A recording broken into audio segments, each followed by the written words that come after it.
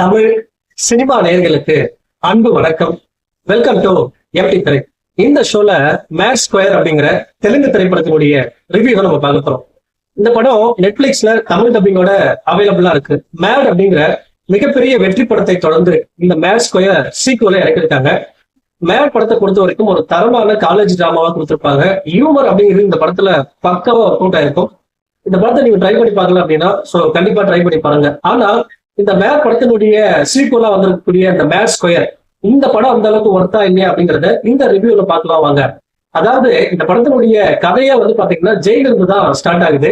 லட்டு அப்படிங்கிற ஒரு நபர் நான் ஏன் ஜெயிலுக்கு வந்தார் அப்படிங்கிற கதையை சொல்ல ஆரம்பிக்கிறாரு. அப்போ இந்த மேட் அப்படின்னு சொல்லப்படுற இந்த 3 நபர்களை பத்தி சொல்றாரு.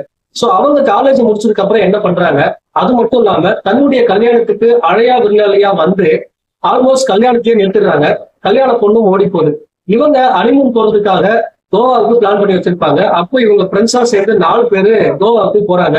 போற இடத்துல என்ன மாதிரியான பிரச்சனைகள் வருது, என்ன மாதிரியான சம்பவங்கள் ஏற்படுது, இந்த மேட்ச் அப்படின்னு சொல்லப்படுற ஒரு கிரைம் லார்டு கூட என்ன மாதிரியான கிளாஷ் ஏற்படுது, சோ அந்த பிரச்சனையில இருந்து வெளியே வந்தாங்களா இல்லையா, டோர்ஸ் என்ன ஆச்சு அப்படிங்கிறது தான் இந்த படத்தினுடைய மீதி கதை.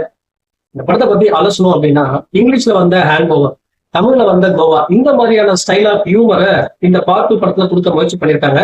அதுவும் ஒரு லைட் ஹார்ட்டடான மூவியா கொடுக்க முயற்சி பண்ணியிருக்காங்க. இவங்களுடைய இன்டென்ஷனுக்காகவே இவங்களை பாராட்டலாம். பட் ஆனாலும் இந்த பார்ட் 1 இருக்கு இல்லையா மேட், இந்த படத்துல இருக்கக்கூடிய அந்த ஹியூமர் ஆகட்டும், அதே போல அந்த டைமிங் காமெடி ஆகட்டும் ரொம்பவே நேச்சுரலா அமைஞ்சிருந்தது. ரொம்பவே ரசிக்கிற மாதிரி இருந்துச்சு, ரொம்ப ஆர்கானிக்கா இருந்துச்சு. ஆனா இந்த பார்ட் 2ல வரக்கூடிய காமெடி எல்லாமே ரொம்ப போர்ஸ்ஃபுல்லா திணிச்ச மாதிரி இருந்துச்சு. காமெடி சுத்தமா ஒர்க் அவுட் ஆகல அப்படின்னு தான் சொல்லலாம். ஒரு சில காமெடிகள் மட்டும்தான் ஒர்க் அவுட் ஆச்சு. அதை விரல் விட்டு எண்ணிடலாம். உதாரணத்துக்கு சொல்லணும் அப்படின்னா இந்த கல்யாணத்துல வரக்கூடிய காமெடி காட்சிகள், அதே போல பாத்தீங்கன்னா இந்த மேக்ஸ் கால் கொடுக்கும் போது வரக்கூடிய அந்த காமெடி சீன்ஸு, இப்படி ஒரு சில காமெடி சீன்ஸா அது விரல் விட்டு எண்ணிடலாம். பெரிய அளவுல காமெடி இந்த படத்துல ஒர்க் அவுட்டே ஆகல. மெஜாரிட்டியா சுத்தமா ஒர்க் அவுட் ஆகல அப்படின்னு தான் சொல்லணும்.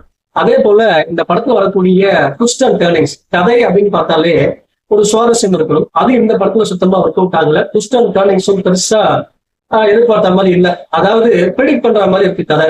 அசோக வச்சு ஒரு ட்விஸ்ட் இந்த படத்துல பிளான் பண்ணிருப்பாங்க. சோ அதுவும் ப்ரெடிக்ட் பண்ற மாதிரி தான் இருக்கு. ஓவராலா பாத்தீங்கன்னா இந்த மேட் படத்தை பார்த்துட்டு அந்த எக்ஸ்பெக்டேஷனோட வந்தீங்க அப்படின்னா இந்த மேட் ஸ்கொயர் கண்டிப்பா உங்களுக்கு டிசப்பாயின்மெண்டா தான் இருக்கும். பெரிய அளவுல இந்த ஒர்க் அவுட் ஆகுற காமெடி காட்சிகள், அதே போல இந்த கதைக்கு சம்பந்தமே இல்லாத ஐட்டம் சாங்ஸ் எல்லாம் பிளேஸ்மெண்ட் பண்ணிருப்பாங்க. அதுவுமே கொஞ்சம் டூ மச்சா தான் இருந்துச்சு.